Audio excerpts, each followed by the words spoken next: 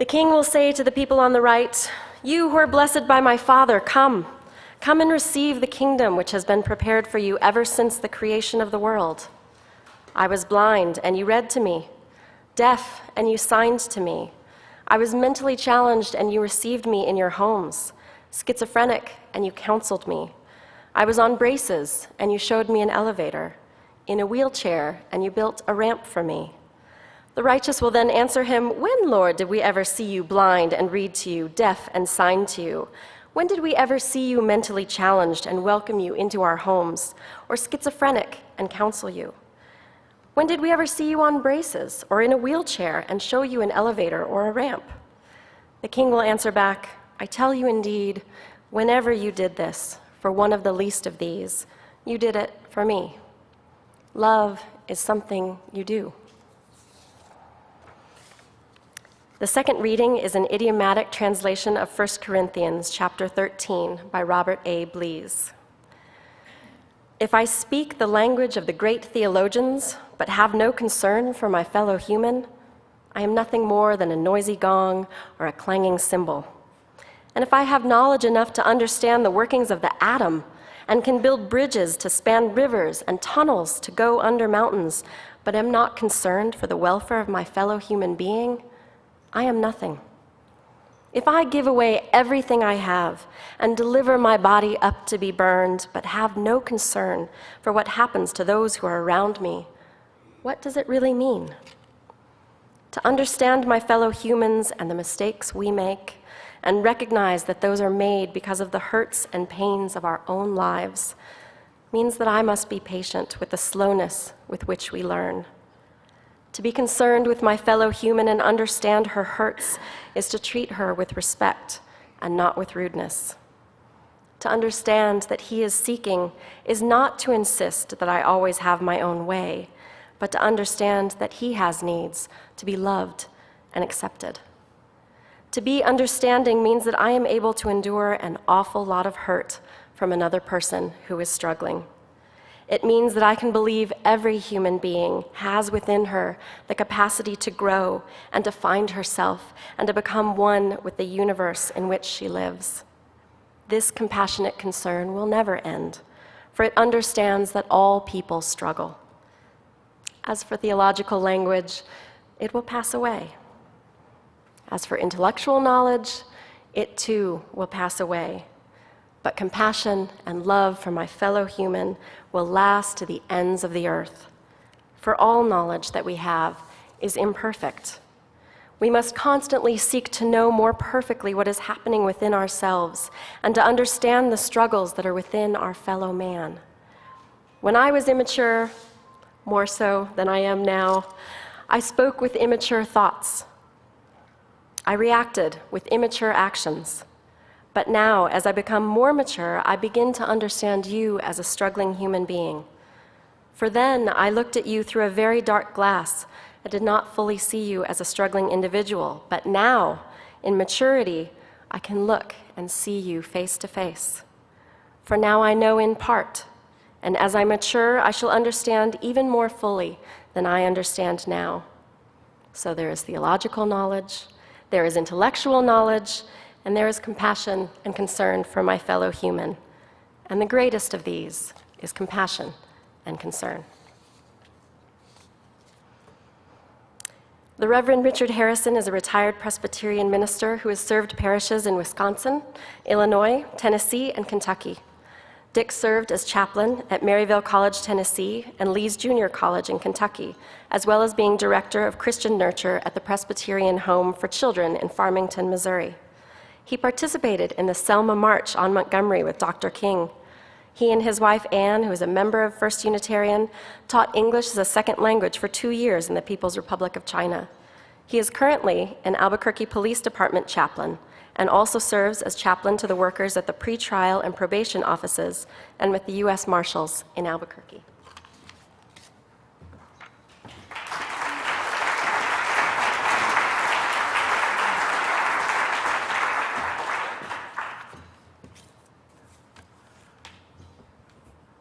It's a really great honor to be here with you today, and I appreciate the invitation.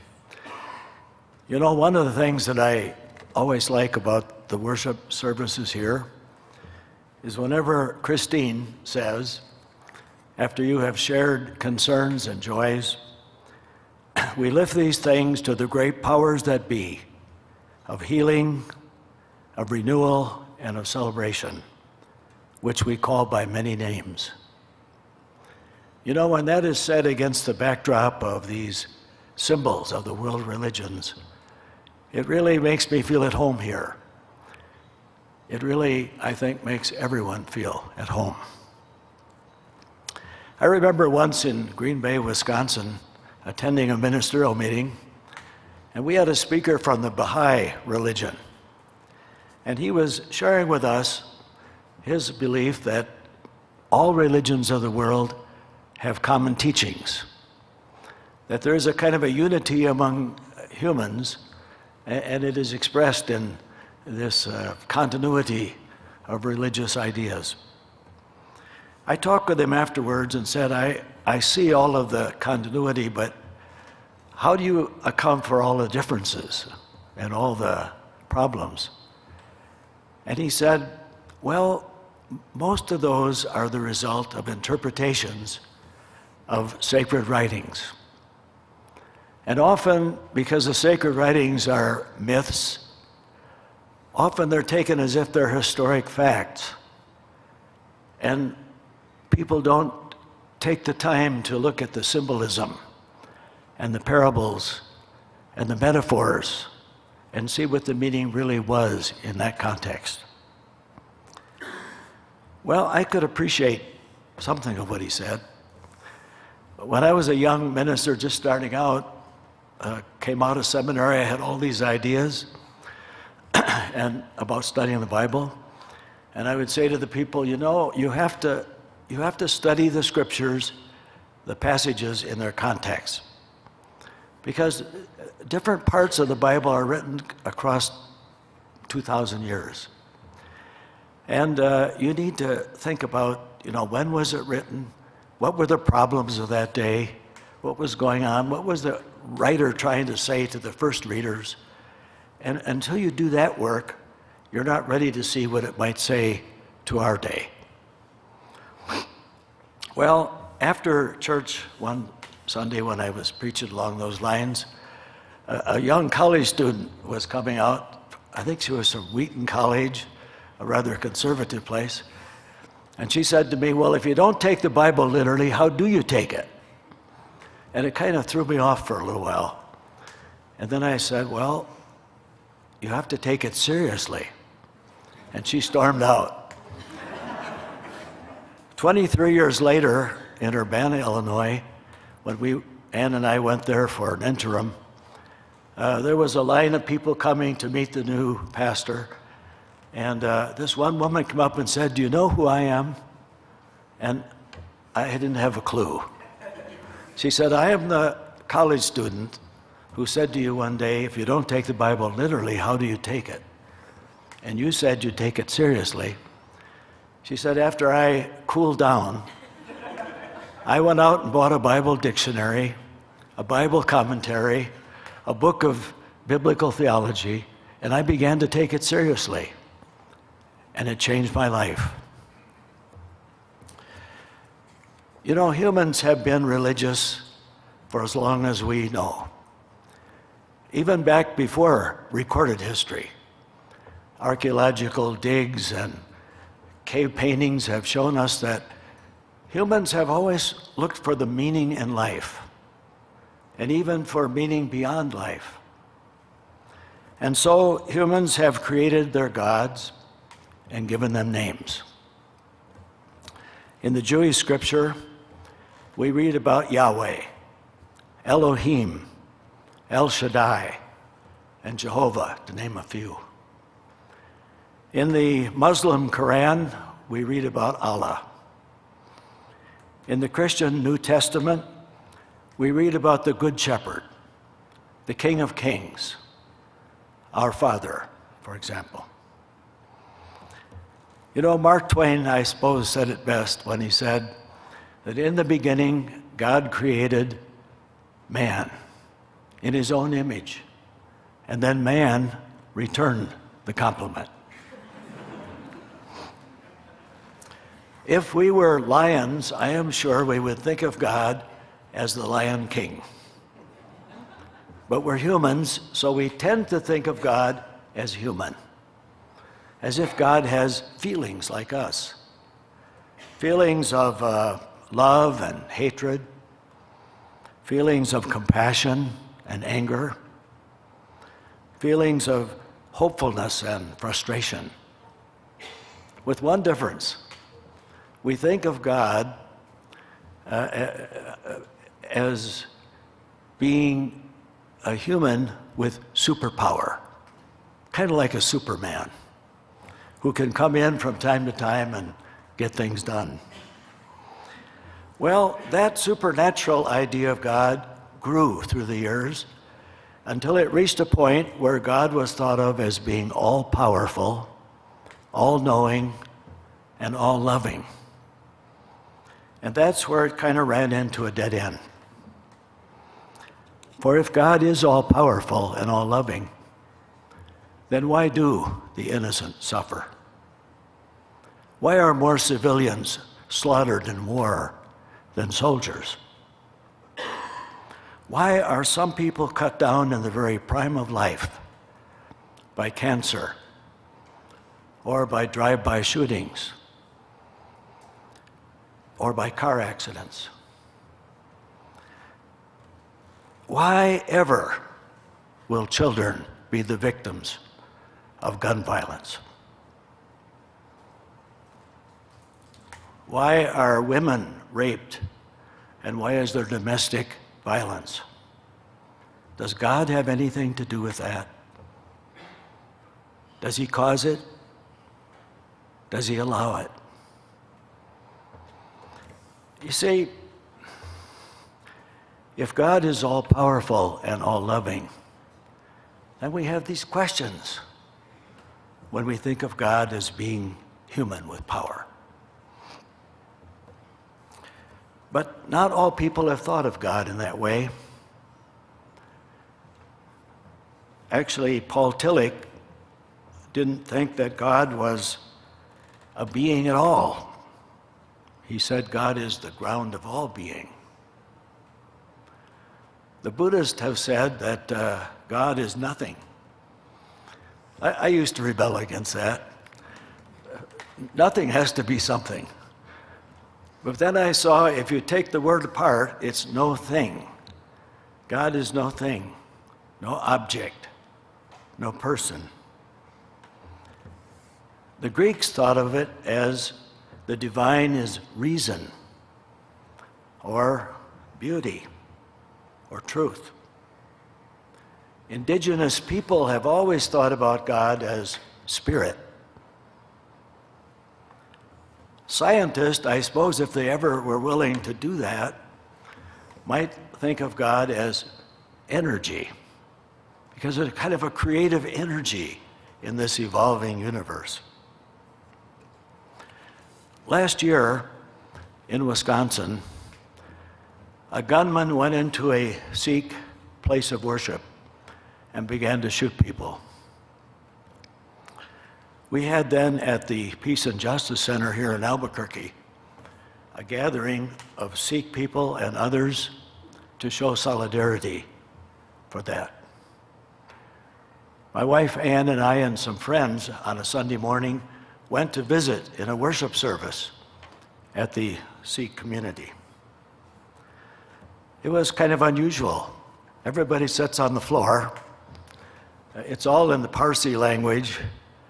But when they got to the time of the sermon, the leader spoke in English so we could hear and understand. And this is what he said. He said, God doesn't understand human languages. God only understands one language, and that is the language of love. And that kind of got into my head. And so one day after that, I was reading in 1 John, a passage in chapter 4, where love is mentioned 25 times. And it says that wherever love is, God is there. And wherever love is not, God is not there. For God is love. Now, I've often read that and thought, yeah, God is love. That's one of his attributes, his or her attributes. But this is saying God is love. God equals love. Love equals God. Love can be a noun or a verb. When it's a noun, it's something that we think about and talk about. When love is a verb, it's something we do. And in the same way, we can think of God not as a noun, an object, a person, but as a verb, an energy, an action, something that leads to transformation and new life. The only problem is the English language. We only have one word for love, and it has to cover so much of the waterfront. Whereas the Greek language in which the New Testament was written has at least 3 words. One of those is eros. And I've heard eros defined as a kind of a vacuum cleaner love. It kind of sucks everything in to the person. You love someone because they make you feel good.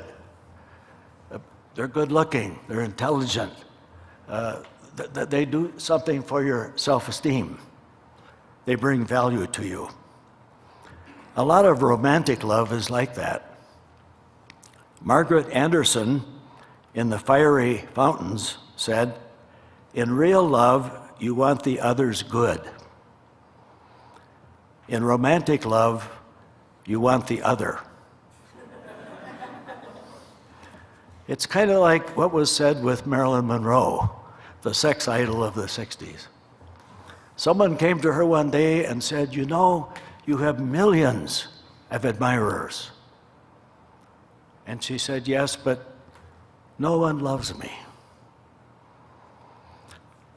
Eros is a kind of a limited kind of love. But we shouldn't denigrate it entirely. Some of the great world's poetry and music and art have come through eros. And eros can lead to something more that includes the other. A second word in the Greek language for love is philia. Philadelphia comes from 2 Greek words, adelphos, city, philia, brotherly love. Now, instead of saying I and me and my, we begin to say we and our. It's a little broader kind of love. It includes people who share with us something. For example, a nation, or a religion, or a way of life. We get words like colleague, teammate, buddy, patriot. It's a kind of love that brings us together. Anton de Saint-Exupéry said, "Life has taught us that love does not consist in gazing at each other, but in looking outward together in the same direction." And so this commonality that philia love suggests begins to bring people together. But it's still limited. Some people are in and some people are out. And so there's a third kind of love in the New Testament. It's called agape. This is the love that is expressed in 1 John, where it says God is love. Unlike eros, which is the kind of love that just makes us feel good, or philia, the kind of love that just includes our group, this kind of love is unconditioned. You know, eros is like the vacuum cleaner. Agape is like the fountain that goes out. It goes out to everyone. Jesus said it this way, that God causes the sun to shine on the just and the unjust, and the rain to fall. Now, if we can think of God as love, what would it be like if that love were to become incarnated in a human being? It would be like Moses, who gave us rules for living, such as love your neighbor as yourself, or you shall show hospitality and compassion to the widow and the orphan and the immigrant who lives among you. It would be like Jesus of Nazareth, who taught about the kingdom of God, not as something in some future time and place, but in the here and now, where this agape love is expressed and it breaks down all barriers. Even the enemy is included in this love. It would be like St. Francis of Assisi, who loved and cared for the weak and the sick and the poor, but also all of the created order, Mother Earth, Father Sky, and all their children. It would be like Gandhi, who learned and shared the power and the promise of nonviolence while going up against one of the greatest empires that ever lived, and didn't fire a single shot. It would be like Dr. King, who led his people into freedom, but taught them not to hate white people who were also trapped by the evil system of segregation, but to work together to build a new world and a new possibility. About 3 years ago, I attended a discussion, a dialogue between Roman Catholics and Jews here in Albuquerque. And one of the speakers said that human beings have the capacity to be icons for God. An icon, you know, is in the Orthodox religions, is a kind of a symbol or a picture or something that represents God to the people. We can be that, because this kind of love we're talking about can become incarnate in us, any of us. There's a story of a nun in India. She was in Mother Teresa's group, and she was there in the gutter of this big city. There was a man who was dying, and she was lifting up his head and trying to wipe off his forehead. He was covered with sores, and there were flies everywhere, filth. And as she was doing this, 2 businessmen walked by in Western suits. And when they saw her, one of them said, "I wouldn't do that for $1 million." And she looked up and said, "Neither would I." The love of God, or was it God as love, had come to her, transformed her life, and she was sharing that now. It's a kind of love that can build relationships, can break down barriers, can help us to know and experience the beloved community.